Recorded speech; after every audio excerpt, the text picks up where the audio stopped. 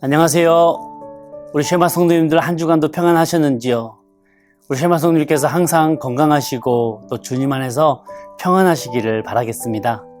오늘은 누가복음 18장 35절부터 43절까지 나오는 이 맹인 바디메오를 고쳐주신 예수님의 이야기를 살펴보며 은혜를 나누고자 합니다. 이 이야기는 한 맹인이 여리고 성문 입구 길가에 앉아 있다가 무리가 지나가는 것을 들었다라고 하는 그 내용으로 시작이 됩니다. 중동에서는 중요한 손님이 오면 동네 사람들이 마을로부터 상당히 멀리 떨어진 곳까지 마중 나갑니다. 그리고 그 손님을 맞이한 뒤에 그를 애워싸고 마을로 모시고 들어오는 것이 존경의 표시였습니다. 지금 예수님께서 그런 대우를 받으셨고 여리고 성문 입구까지 오셨습니다. 이 맹인은 군중들의 그 소리를 듣고 무슨 일이 벌어지고 있는 것인지, 어떤 귀한 사람이 이 여리고 성으로 지금 들어오시는 건지 물어봤습니다. 그러자 그 손님이 바로 나사렛 예수다라고 누군가 알려주었어요. 그러자 이 소경은 다윗의 자손이여 라고 외치면서 자신을 좀 봐달라고 소리치기 시작했습니다. 마태, 마가, 누가복음인 이 공간복음서에 기록된 예수님의 공생의 기간 동안 예수님을 다윗의 자손이라고 부른 사람은 딱 2명밖에 없습니다. 마태복음 15장에 나오는 수로보니게 여인과 오늘 본문에 나오는 이 맹인뿐이었습니다. 이 맹인은 다윗 집안의 자손으로 인정받는 그 예수라고 하는 그 사람에게 자신의 소원을 호소합니다.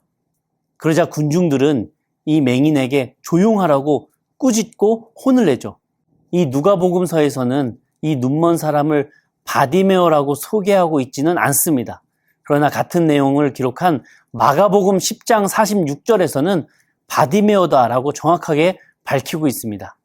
사실 바디메오는 이름이 아닙니다. 바는 아들이라고 하는 뜻이고 디메오는 아버지의 이름입니다. 즉 이 맹인을 디메오의 아들이라고만 소개하고 있는 것이지 정작 그 맹인의 이름은 우리가 알 수 없습니다. 그런데 그의 아버지 디메오라고 하는 그 이름의 의미는 첫 번째로는 명예라고 하는 뜻도 있지만 두 번째로는 공교롭게도 쓰레기라고 하는 뜻입니다. 이 여리고성 사람들이 맹인의 이름을 직접 부르지 않고 그의 아버지의 이름을 불렀던 것을 보면 학자들은 이 디메오의 뜻을 명예라고 하는 긍정적인 의미로 불렀던 것이 아니라 부정적인 의미인 쓰레기로 불렀을 것이라고 연구를 합니다. 그래서 바디메오는 쓰레기의 아들이라고 번역할 수 있기에 오늘 본문 누가복음에서는 바디메오라고 하는 단어를 언급하지 않고 있는 것입니다. 39절을 보시면 앞서가는 자들이 그를 꾸짖어 잠잠하라 라고 소개하고 있습니다. 여기서 꾸짖다 라고 하는 헬라어는 시오파오라고 하는 강한 단어인데 그 뜻은 입 닥치라 라고 하는 의미입니다. 예수님을 모셨던 그 군중들이 이 눈먼 거지를 얼마나 천대하며 쓰레기 취급을 했는지 알 수 있는 부분이기도 합니다. 당연히 예수님께서는 이 소외당하고 버림받은 이 소경 바디메오에게 반응을 하셨고 40절을 보시면 데려오라 라고 군중들에게 명령하십니다. 41절에 예수님께서 질문하시죠. 너에게 무엇을 해주기를 원하느냐? 여러분, 너무 당연한 질문 아닌가라고 생각할 수 있지만 사실 이 질문은 이 맹인이 예수님에 대해서 어떻게 생각하고 있는지 정확히 알 수 있는 질문이었습니다. 만약에 이 바디메오가 예수님을 자비를 베푸는 한 행인 정도로 여겼다면 한 푼 줍시오 라고 말했을 것입니다. 그러나 이 맹인은 예수님을 메시아라고 여겼기 때문에 제가 보기를 원합니다 라고 대답을 합니다. 당시 중동 사회에서 거지도 공동체의 한 일원으로 인식했으며 이 사람도 공동체에 기여해야 한다고 여겼었습니다. 그래서 경건한 사람은 이 거지에게 선을 베푸는 것은 마땅한 일이었고 반대로 이 거지도 자신을 통해 사람들이 선행을 할 수 있는 기회를 크게 말로 선포해야만 했습니다. 그래서 구걸하는 사람들은 한 푼 줍시오, 적선하십시오 라고 말하지 않았습니다. 당시에는 하나님께 연보하십시오 라고 말했다고 합니다. 연보의 뜻은 구제헌금이라고 하는 의미입니다.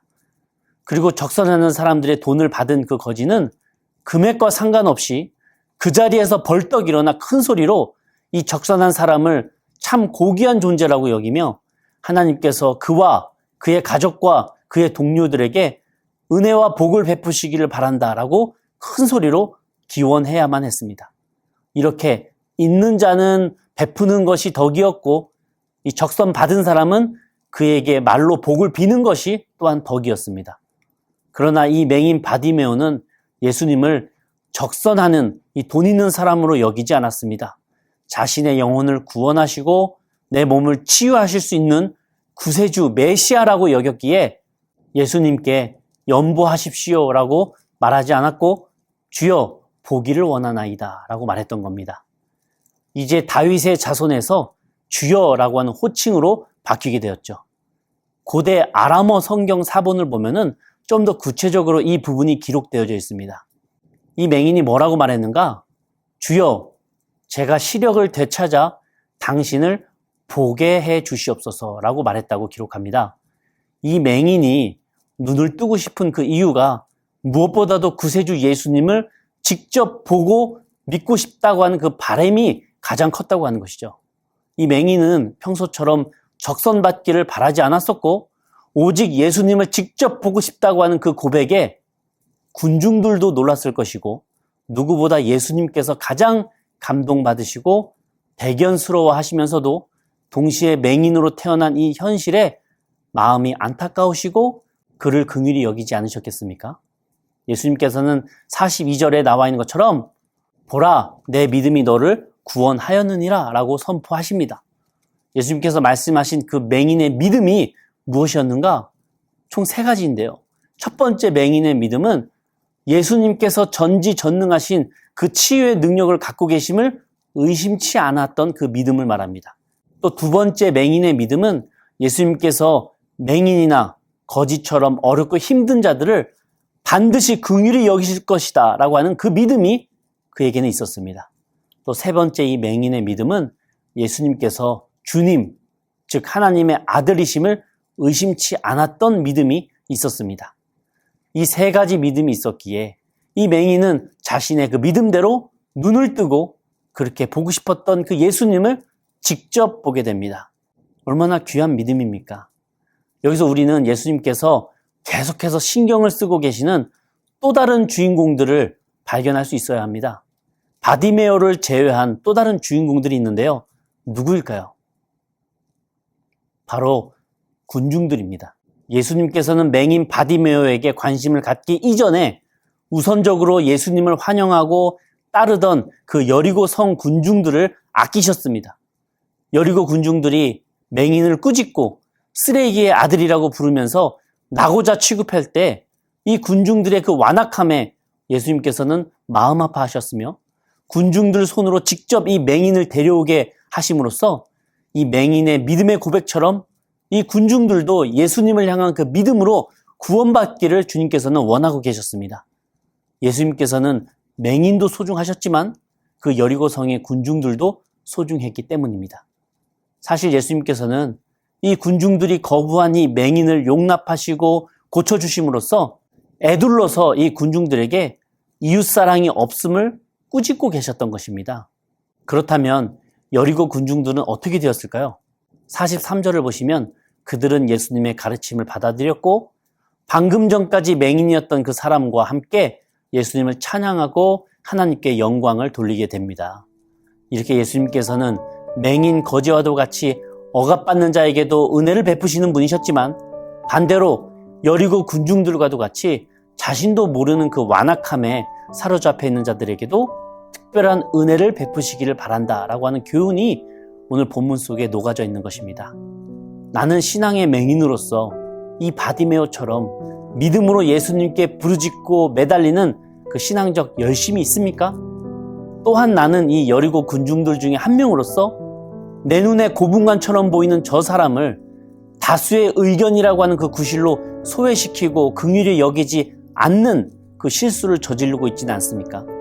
오늘 예수님께서 여리고 성에 입성하시면서 성문에 앉아있던 그 맹인을 치유하시고 또 환영했던 그 군중들의 신앙을 회복시키셨듯이 우리 사랑하는 쉐마 성도님들께서도 그 예수님의 마음을 닮은 자로서 이웃사랑과 긍휼함 그리고 주님께 부르짖는 그 신앙의 열심으로 한 주를 살아가시고 또 예수님을 만나시는 귀한 아들, 딸들 되시기를 간절히 축원합니다.